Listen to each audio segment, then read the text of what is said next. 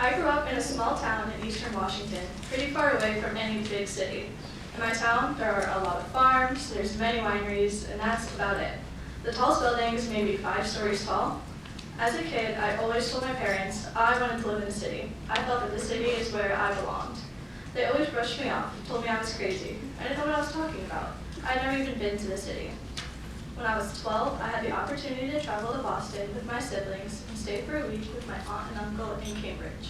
This was my first experience in the city, and I hated it. My aunt made us walk everywhere, something I was not used to doing. We walked, and we walked all over Boston.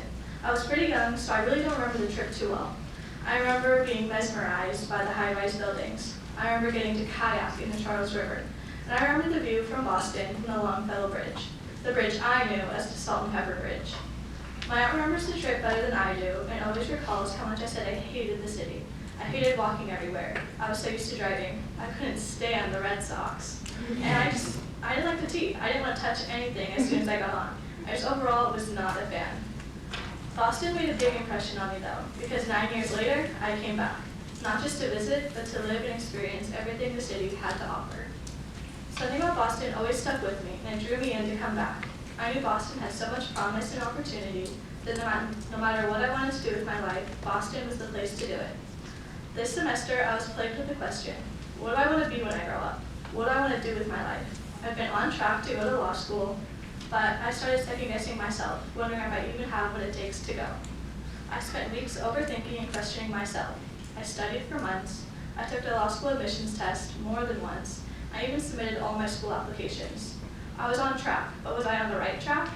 Were my doubts justified, or was I just too scared to pursue my dreams? No path forward is clear-cut and straight. We all face bends and twists that alter our path. We may end up somewhere completely different from where we thought we were going.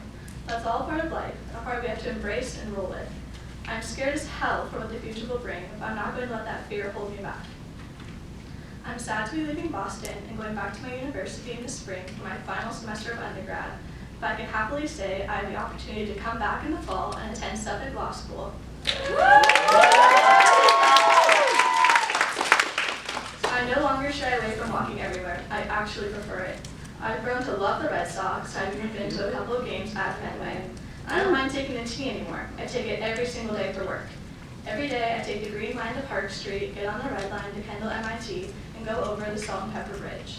Now, twice a day on my commute to and from work, I stop whatever it is I'm doing, and I look out over the city of Boston as we ride across that same bridge.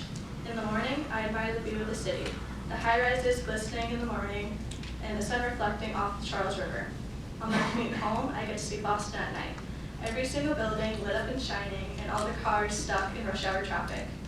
I've come a long way since I was a little kid living across the country in a small town in eastern Washington.